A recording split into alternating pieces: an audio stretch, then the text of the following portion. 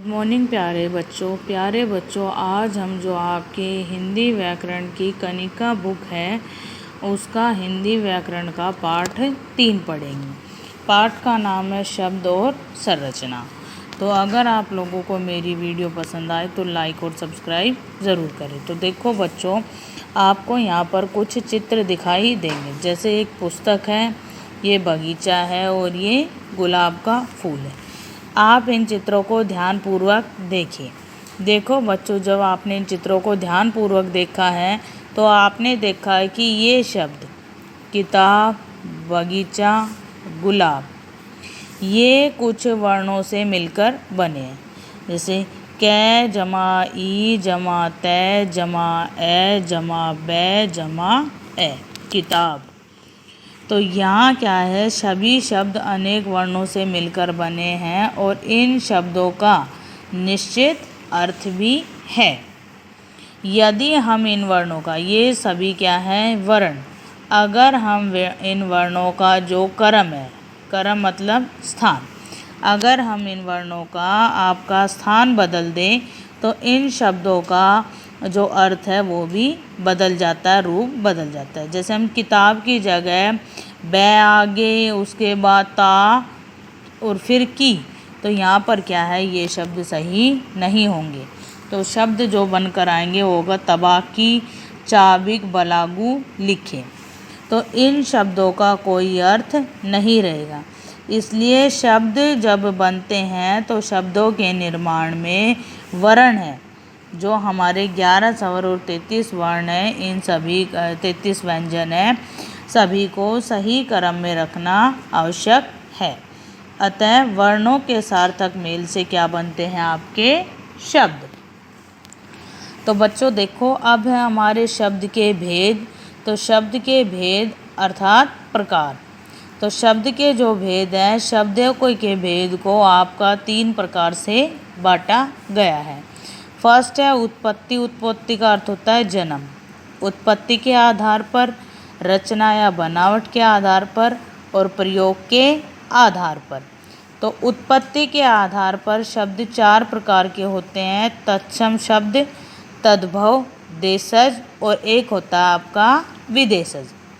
तो देखो, तत्सम शब्द, नाम से पता लग रहा है तत्सम शब्द, तो ये संस्कृत भाषा के वे शब्द हैं जिनमें किसी परिवर्तन के, मतलब इन शब्दों में कोई भी परिवर्तन नहीं करने की हमें आवश्यकता नहीं होती। हिंदी में भाषा संस्कृत के हैं, लेकिन हम इन्हें हिंदी में ऐसे के तैसे बिना किसी बदलाव के प्रयोग किए जा सकते हैं। जैसे सत्य, ग्राम, हस्त, दुग्ध, दधि, सूर्य, अग्नि, ओष्ठ और घोटक, इन शब्दों में हमें बदलाव की आवश्यकता नहीं होती। उसके बाद जो आपका दूसरा है, उत्पत्ति के आधार पर दूसरा जो प्रकार है वो है तद्भव शब्द। यहाँ पर हमें परिवर्तन की आवश्यकता नहीं होती, लेकिन तद्भव शब्दों में ये संस्कृत भाषा के वे शब्द है जो थोड़ा परिवर्तन, ज़्यादा नहीं बेटा, थोड़े परिवर्तन के साथ हिंदी में प्रयोग किए जा सकते हैं। वो क्या कहलाते हैं, आपके तद्भव शब्द। जैसे घृत का अर्थ होता है घी, सत्य सच, सर्प सांप, दही दधीदी दही, कर्ण कान, रात्रि रात, दुग्ध दूध इत्यादि। उसके बाद आपका जो थर्ड है, तीसरा हमारा आता है देशज शब्द।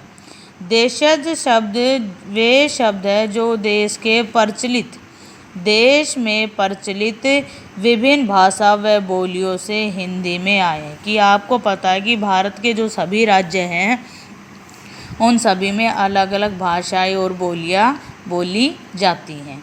तो देशज शब्द कहलाते हैं। जैसे थैला, पगड़ी, झाड़ू, खिड़की, पैसा आदि, ये क्या है, अपनी देसी भाषा से इन शब्दों की उत्पत्ति हुई है। उसके बाद है आपके विदेशी शब्द। विदेशी नाम से ही पता लग रहा है, ये वे शब्द है जो विदेशी भाषाओं से हिंदी में लाए गए हैं। जैसे स्टेशन है, स्टेशन हिंदी में भी स्टेशन होता है और आपकी अंग्रेजी भाषा में भी स्टेशन। स्कूल है, नमक, आलू, बंदूक, तौलिया, रुमाल इत्यादि। उसके बाद बेटा हमारे जो शब्द आ जाते हैं वो आ जाते हैं रचना या बनावट के आधार पर। तो रचना के आधार पर देखो शब्द 3 प्रकार के होते हैं।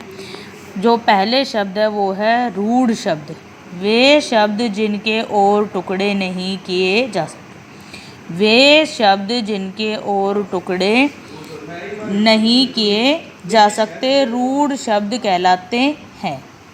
यदि उनके टुकड़े किए जाए तो उनका कोई अर्थ नहीं निकलता। जैसे कवि, फूल, कुर्सी, रात, घर, हाथ आदि।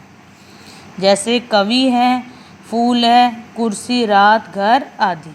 उसके बाद है यौगिक शब्द। योग का अर्थ है जोड़, अर्थात वे शब्द जो शब्दों के जोड़े से बनते हैं यौगिक शब्द कहलाते हैं।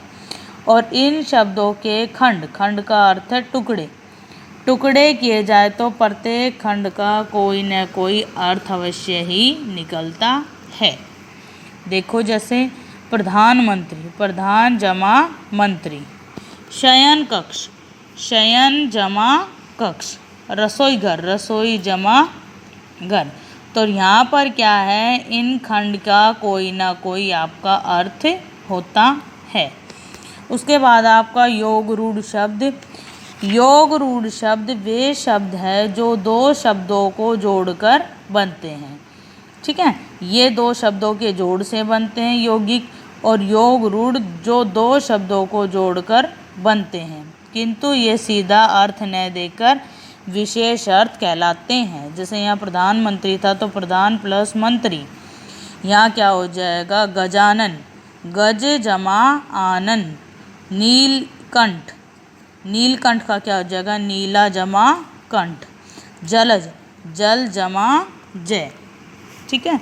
उसके बाद हमारा प्रयोग के आधार पर, प्रयोग के आधार पर भी शब्द 2 प्रकार के होते हैं, विकारी और अविकारी शब्द।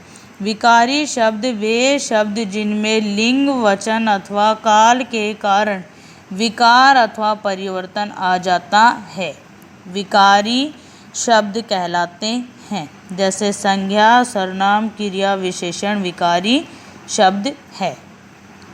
उसके बाद है अविकारी शब्द, वे शब्द जिनमें लिंग, वचन अथवा काल के कारण विकार अथवा परिवर्तन नहीं होता, अविकारी शब्द कहलाते हैं। जैसे क्रिया, विशेषण, संबोधन, समुच्चय, संबंधक अविकारी शब्द हैं। ठीक है। विकारी जिनमें परिवर्तन आ जाता है लिंग, वचन, काल के कारण। अविकारी वे शब्द जिनमें लिंग, वचन, काल के कारण परिवर्तन नहीं आता। तो बच्चों आपसे उम्मीद करती हूँ कि आपको ये वीडियो समझ में आई होगी। Thank you.